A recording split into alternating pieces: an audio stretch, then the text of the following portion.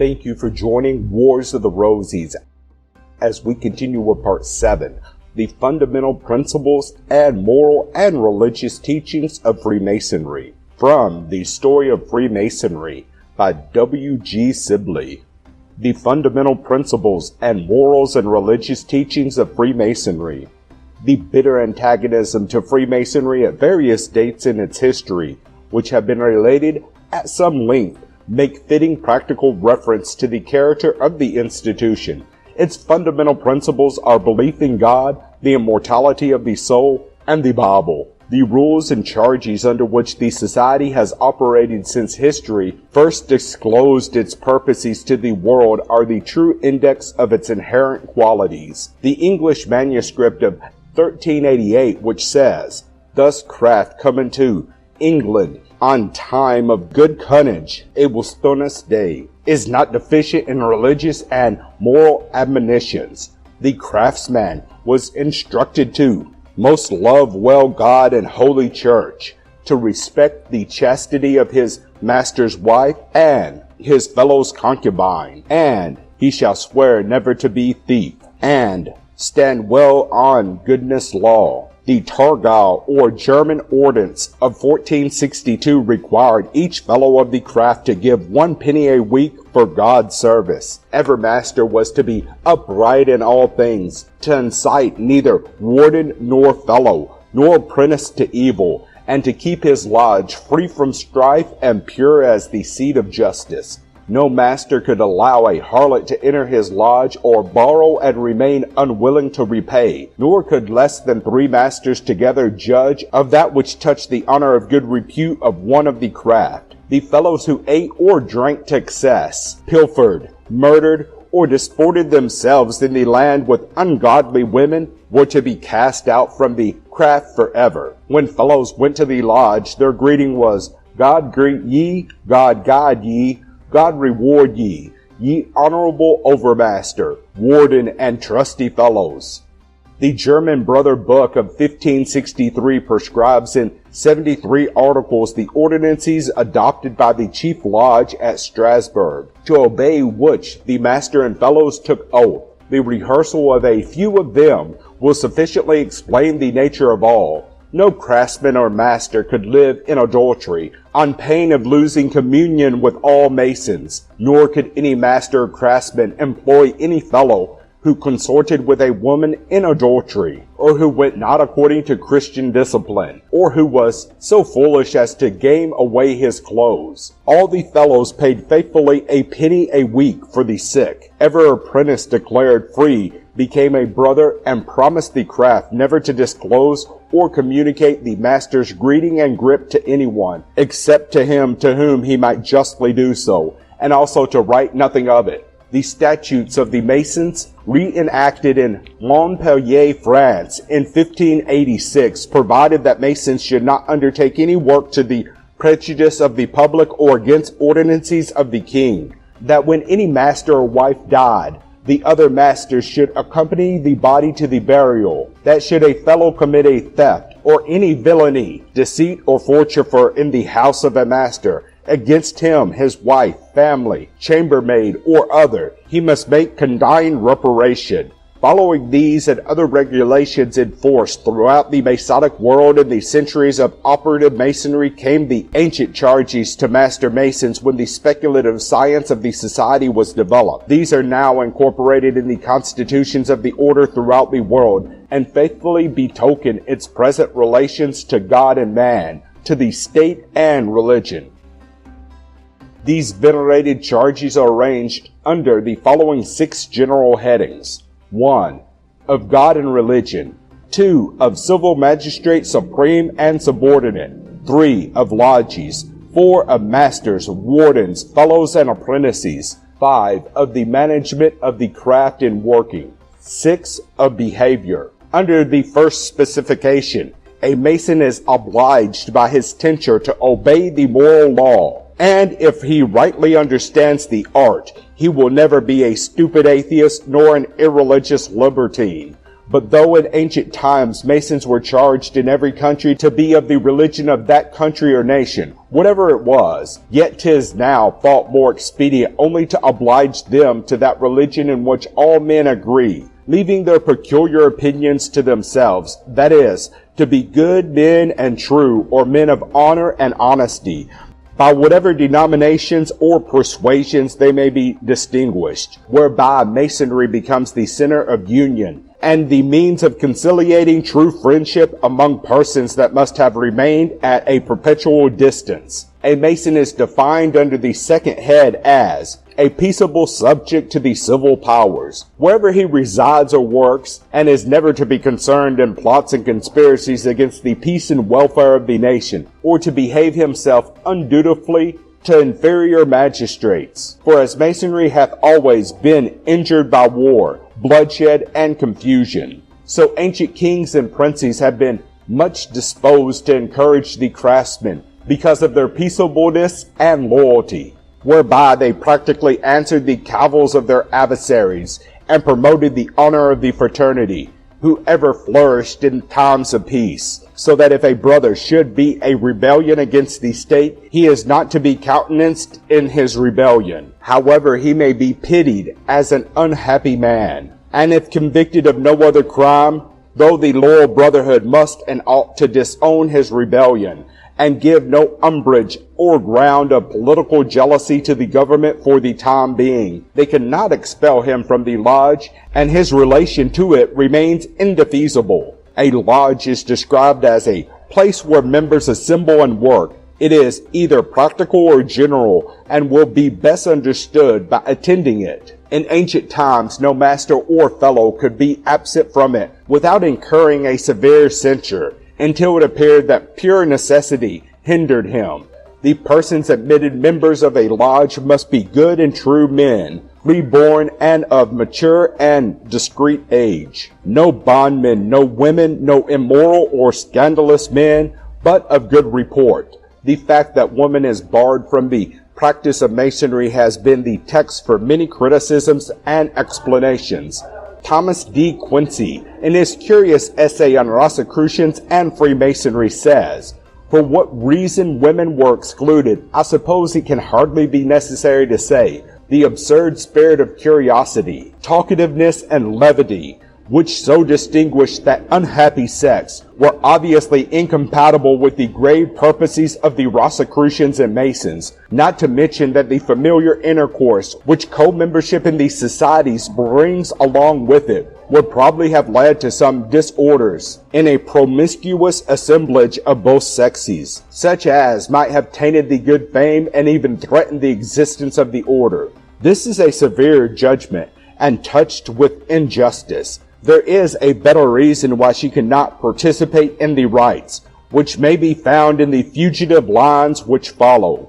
It is not because she lightly is esteemed, or that unworthy she is thought to be, nor that her mind incompetent is deemed to appreciate the glorious mystery, or that she's wanting in fidelity, that woman is excluded from the right of being numbered with the sons of light, but 'tis because that man alone can do the work which of our trestle board is laid.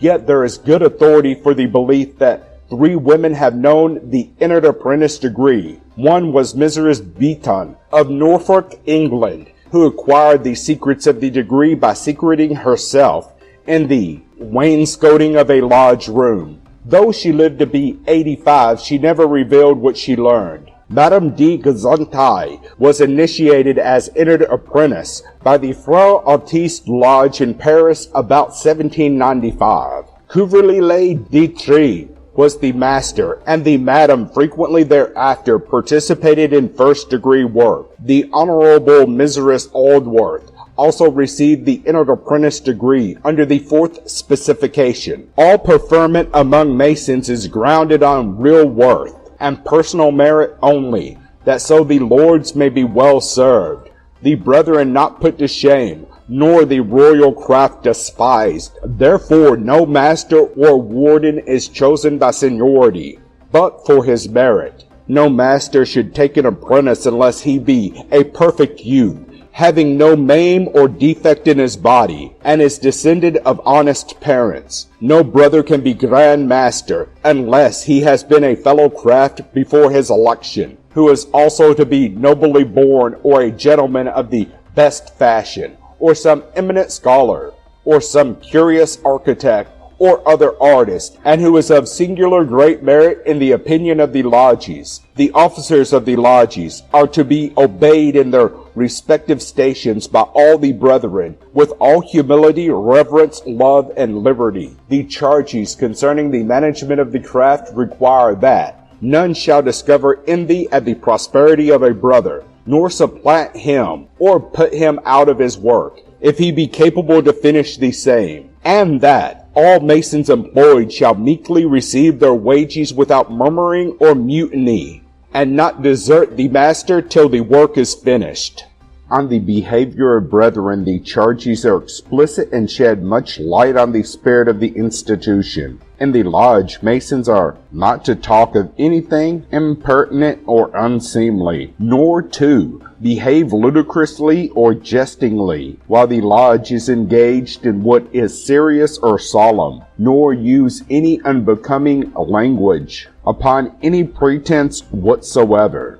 After the lodge is closed and the brethren are not gone from the hall, they may enjoy themselves with innocent mirth, avoiding all excess, or doing or saying anything offensive, or what may forbid an easy and free conversation. Therefore, no private piques or quarrels must be brought within the door of the lodge, far less than quarrels about religion, or nations, or state policy, we being only as Masons of the Catholic religion above mentioned. We are also of all nations, tongues, kindreds, and languages, and are resolved against politics, as what never yet conducted to the welfare of the lodge, nor ever will. At home and in their neighborhood, Masons are to act as becomes a moral and wise man, not continue together, too late or too long from home, after lodge hours are past, to avoid gluttony or drunkenness, wrangling and quarreling, all slander and backbiting, and to defend the character of any honest brother, as far as is consistent with honor and safety, and no further disorderly conduct in the lodge,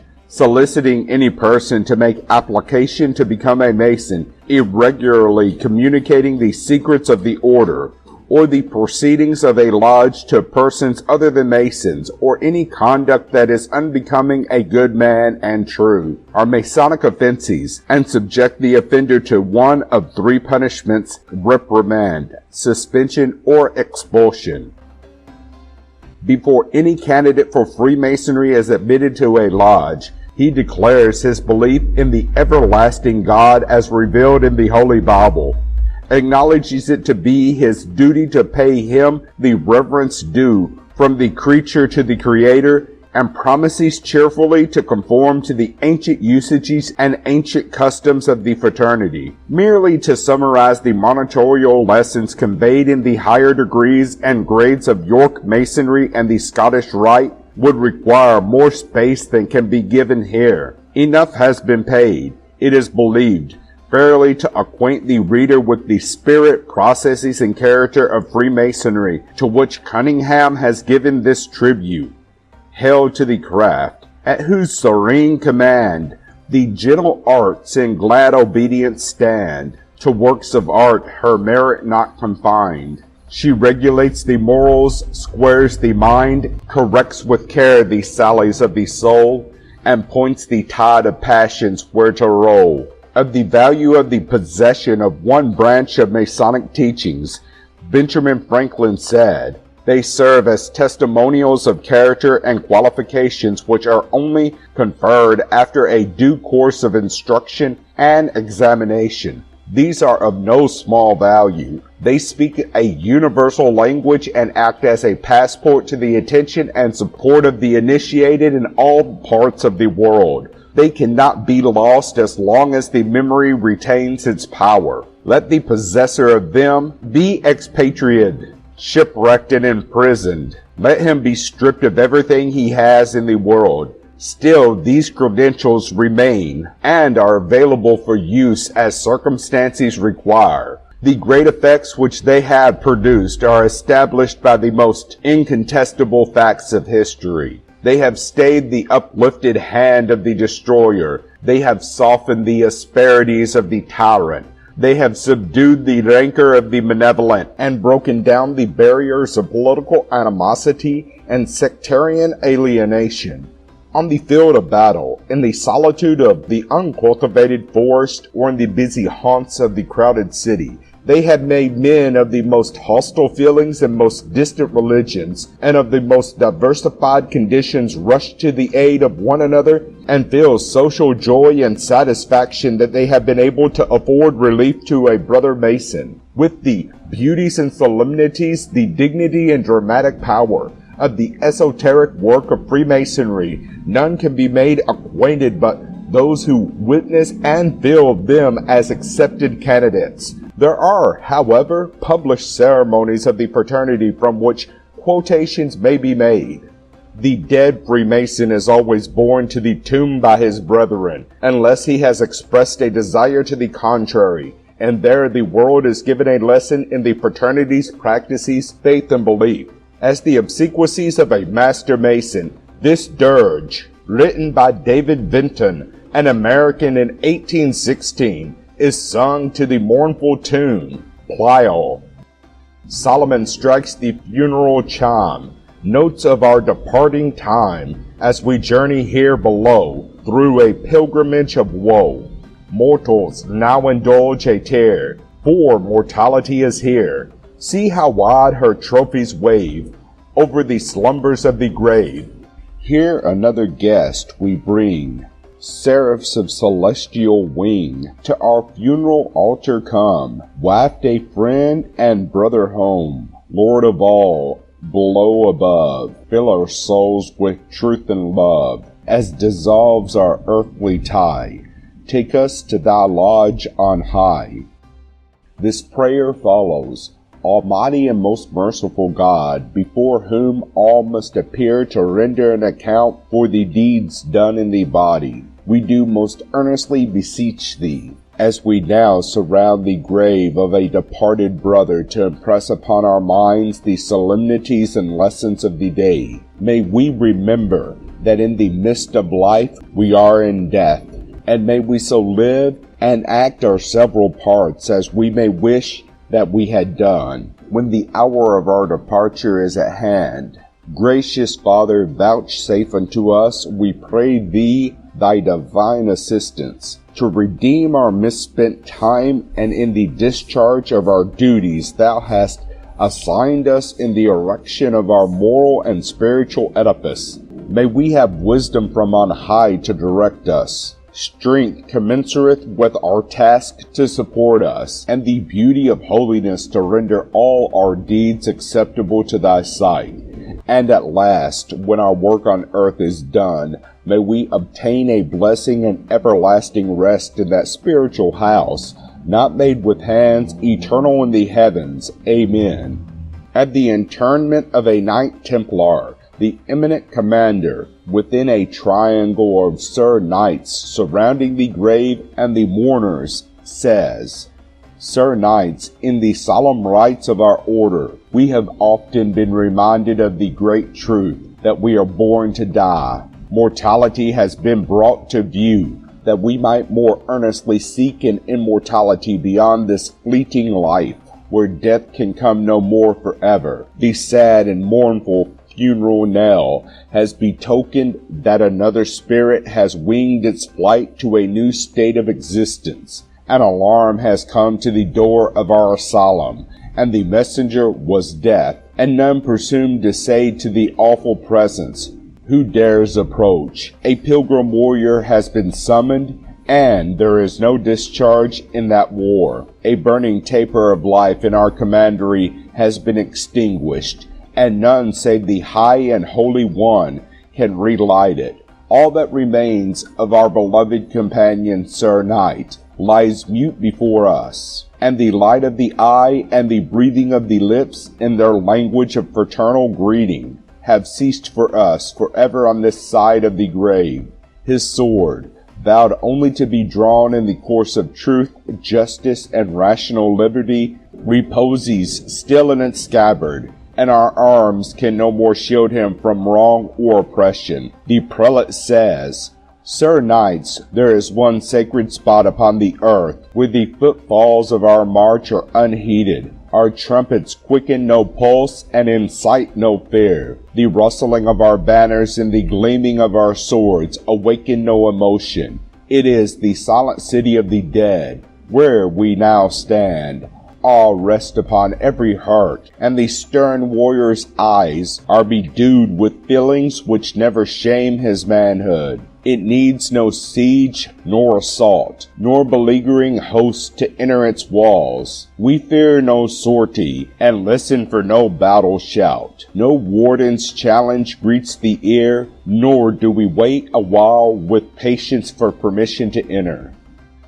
Hither must we all come at last, and the stoutest heart and the manliest form that surrounds me will then be led a captive without title or rank, in the chains of mortality and the habiliments of slavery, to the King of Terrors. But if he has been faithful to the captain of his salvation, a true soldier of the cross, if he has offered suitable gifts at the shrine of his departed Lord, and bears the signet of the Lion of the tribe of Judah, then may he claim to be of that princely house, and be admitted to audience with the sovereign master of heaven and earth. Then will he be stripped of the chains of earthly captivity, and clothed in a white garment, glistening as the sun, and be seated with princes and rulers, and partake of a libation, not of death and sorrow, but of that wine which is drunk forever new in the Father's kingdom above. We cannot come here without subdued hearts and softened affections, often as the challenge comes which takes from our side some loved associate, some cherished companions in arms, and often as the trumpet sounds the wailing notes to summon us to the deathbed and to the brink of the sepulchre. We cannot contemplate the last of earth unmoved.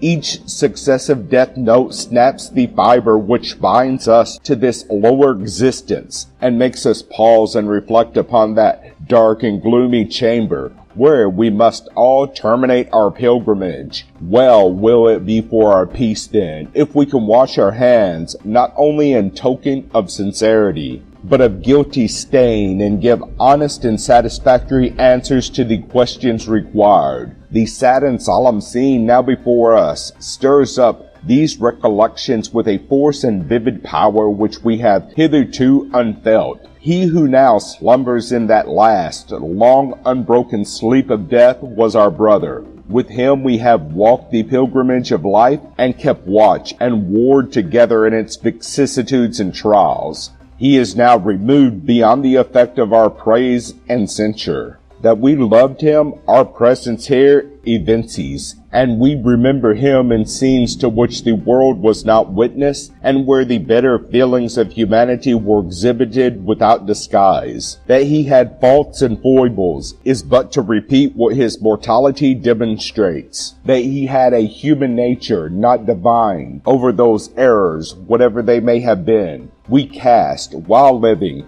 the mantle of charity. It should, with much more reason, enshroud him in death. We who have been taught to extend the point of charity even to foe, when fallen, cannot be severe or merciless towards a loved brother. The memory of his virtues lingers in our remembrance, and reflects its shining luster beyond the portals of the tomb. The earthen vase, which has contained precious odors, will lose none of its fragrance, though the clay be broken and shattered. So be it with our brother's memory.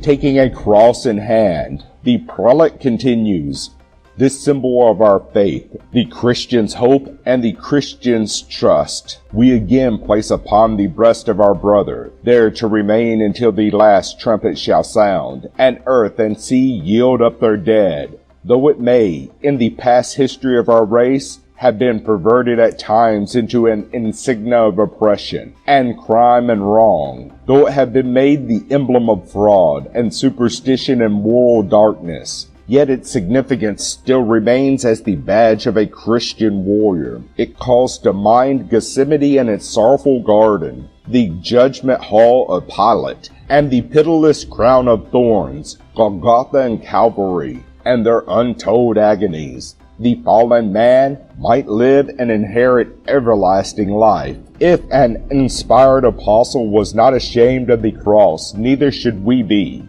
If he be gloried in the significance of the truths it shadowed forth, so ought we to rejoice in it as the speaking witness of our reliance beyond the grave. May this hope of the living have been the anchor to the soul of our departed brother, the token to admit him to that peaceful haven, where the wicked cease from troubling and the weary are at rest. In these brief extracts, the reader may find the vital spark which keeps Freemasonry glowing with human interest the world over. Thank you for watching, and please don't forget to share, like, subscribe, and comment. And if you can, please consider donating to Wars of the Rosies. Links to PayPal and Patreon are in the description. Thank you so very much.